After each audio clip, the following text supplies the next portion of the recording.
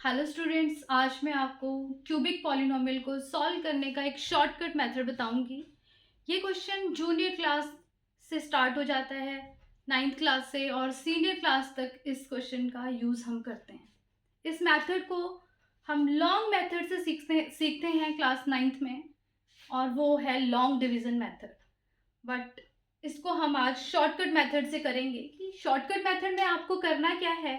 सबसे पहले तो इस पॉलिनोमियल का ज़ीरो फाइंड आउट करना है।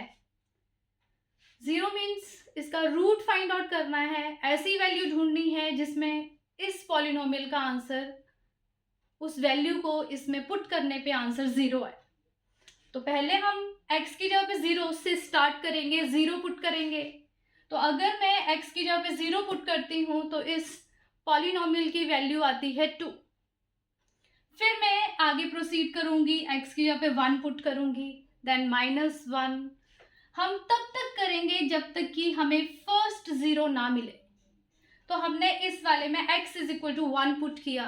जैसे ही मैंने x की जगह पे 1 पुट किया तो सॉल्व करना है। अगर मेरा आंसर 0 आता है तो ये नंबर, यस, इसको पुट करने पे हमारा आंसर 0 आ गया। It means x is equal to 1 is the zero of given polynomial. सबसे पहला स्टेप होगा हमें ज़ीरो फाइंड आउट करना। ये क्लास जूनियर में भी हम करते हैं। उसके बाद क्या करना है, आपको ऐसा टेबल बनाना है, और इसमें क्या करना है, आपको सबसे पहले जो कोफिशिएंट है एक्स क्यूब का वो लिखना है। तो इस वाले पॉलिनोमियल में एक्स क्यूब का कोफिशिएंट 1 है।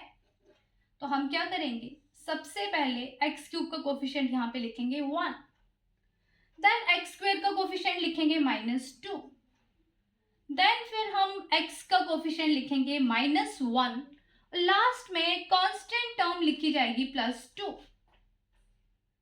अब इसके बाद हमने जो ज़ीरो फाइंड आउट किया है, x is equal to 1 is the zero of given polynomial, वो वैल्यू हम यहाँ पे डाल देंगे। इसके बाद क्या करेंगे, जो फर्स्ट नंबर है 1, उसको एज इट इज यहाँ पे लिखेंगे। हो सकता है कि फर्स्ट नंबर क्यूबिक पॉलिनोमियल का 2 भी हो सकता है, 3 भी हो सकता है। जो भी फर्स्ट नंबर होगा उसको एज इट इज लिखना है। उसके बाद ये जो 0 है और ये जो फर्स्ट नंबर है, इन दोनों को करेंगे हम मल्टीप्लाई। तो 1 को 1 से मल्टीप्लाई करेंगे तो आंसर आएगा 1। यस, अब ये 1 यहां लिख दिया। अब उसके बाद -2 और 1 को सॉल्व किया, मीन्स ऐड किया, तो आंसर आ गया हमारा 1। अब नेक्स्ट स्टेप में क्या करेंगे, ये जो -1 है इसको फिर से 1 से इंटू किया जाएगा, मल्टीप्लाई किया जाएगा। तो 1 मल्टीप्लाई -1 -1। अब इसके बाद फिर से -1 और -1 को ऐड करेंगे, आंसर आ जाएगा -2।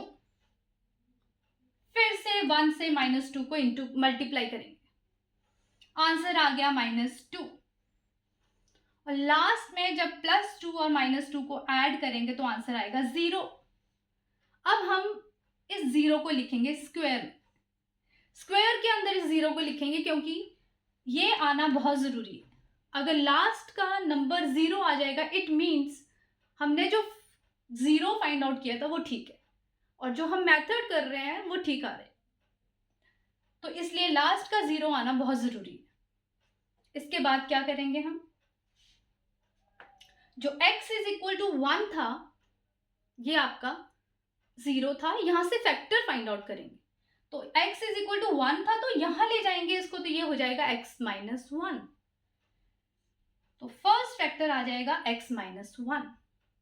फिर वैसे ही अब ये जो हमारे 3 नंबर्स आए हैं, यहां से हमारा बनेगा क्वाड्रेटिक पॉलिनोमियल।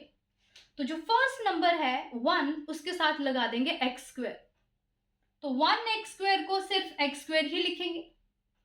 फिर देन -1 जो नंबर है नेक्स्ट, उसके साथ हम लगा देंगे x, तो ये हो जाएगा -x। और लास्ट का जो नंबर है वो कांस्टेंट ट्रीट होगा उसको एज इट इज। तो ये इस तरह से हमारी ये क्वाड्रेटिक पॉलिनोमियल आ जाएगा और इसकी मिडल टर्म स्प्लिटिंग आपको आती है। तो इसकी मिडल टर्म स्प्लिटिंग आपने होमवर्क में करनी है। तो इस तरह से शॉर्टकट मेथड से हम इसका फैक्टराइज कर सकते हैं। जो स्टूडेंट्स ऑनलाइन क्लास ले रहे हैं वो इसका स्क्रीनशॉट ले लेंगे और इस तरह से मैं आपको 2-3 क्वेश्चन इसी टाइप के 2-3 क्वेश्चन होमवर्क में दूंगी ताकि आप उसको ट्राई करें और किसी को कोई प्रॉब्लम हो तो मेरे से पूछें। तो सेम मेथड से आपको ट्राई करना है। ये शॉर्टकट मेथड है। फर्स्ट क्वेश्चन है x³ minus 3x² minus 9x plus 5। Second question है इसका x³ plus 13x² plus 32x plus 20। और थर्ड है 2y³ plus y² minus 2y minus 1। तो आपके ये 3 क्वेश्चन हैं। आपने इसको सेम शॉर्टकट मेथड से क्यूबिक को फैक्टराइज करना है।